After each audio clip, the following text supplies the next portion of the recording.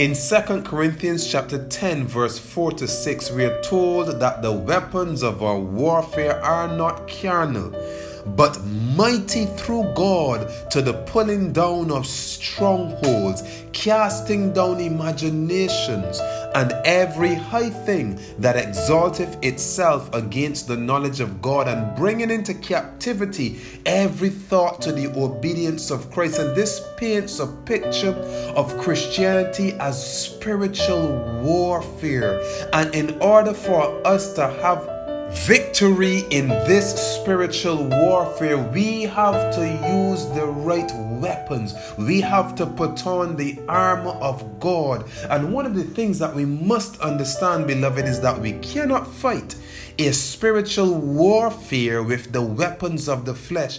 We cannot use the weapons of darkness in the battle against darkness. We cannot gain the victory over the flesh by indulging in the things of the flesh. And I hope that we understand that we are to bring every thought into captivity to the obedience of Christ. So there is a battle that goes on within us. There's a battle that goes on within our minds, beloved, to deal with our imagination, our creative center. And the reason why the weapons cast down imaginations is because it is within the imagination of the mind of man that we create things, that we chart a course for ourselves, and we establish a new reality. So we have a fight to fight on a daily basis to discipline our minds, our thoughts, and especially our imaginations. And we cannot fight a spiritual warfare with the weapons of the flesh. We cannot use the weapons of darkness in the battle against darkness, and we cannot gain the victory over the flesh by indulging in the things of the flesh. To stand decidedly on the side of right and to maintain that position, beloved, requires that you employ only the weapons of the Spirit. We cannot maintain a righteous and a just cause by using unrighteous means. So let's take, for example, some weapons that we can use on a daily basis that are not carnal, but they can be perverted to being carnal, that can either give us victory or bring us defeat in our spiritual warfare. Notice in Proverbs 15 verse 1, it says, "A soft answer turneth away wrath, but grievous words stir up anger."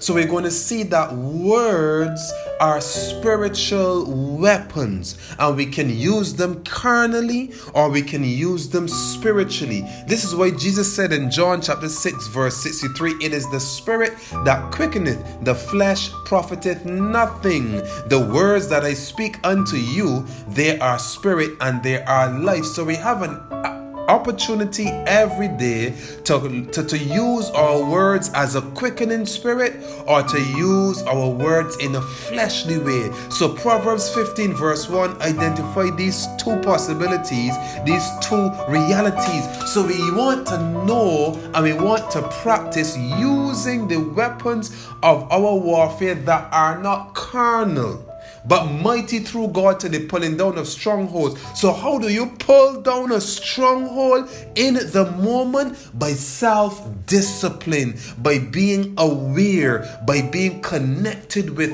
God, by utilizing all prayer, keeping you connected and asking God to govern your speech. Because when something happens to provoke you, as human beings, we have a tendency to respond in anger. But the weapon of our warfare can be activated as edifying speech. So a soft answer turneth away wrath, but grievous words stir up anger. And right there, beloved, we are fighting the battle. This is how it occurs in ground zero. This is how it occurs in real time, beloved. So practice soft answers. They turn away wrath. You have just gained a victory. You have just used the weapons of your warfare that are not carnal but mighty through God. This is how you pull down strongholds. You can use your words, you can use your speech and respond in the right way and pull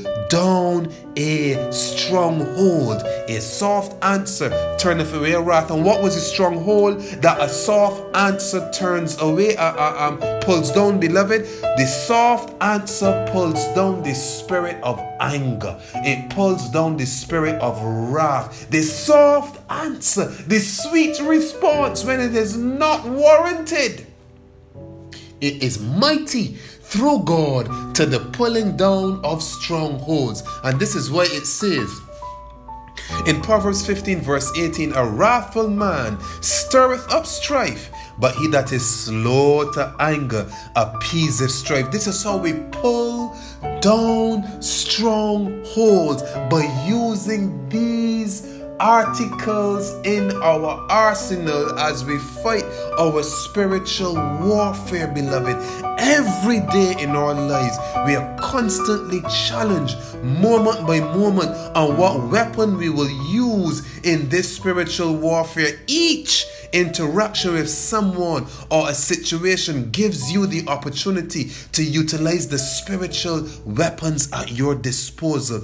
Practice using your weapons spiritually, not fleshly, beloved, because the weapons of our warfare are not carnal, but mighty through God to the pulling down of strongholds. Pull down strongholds today. Strongholds are not pulled down simply because you pray. Strongholds are pulled down because you practice using the weapons of our warfare that are not carnal. This is the Word of Life with Andre Knight.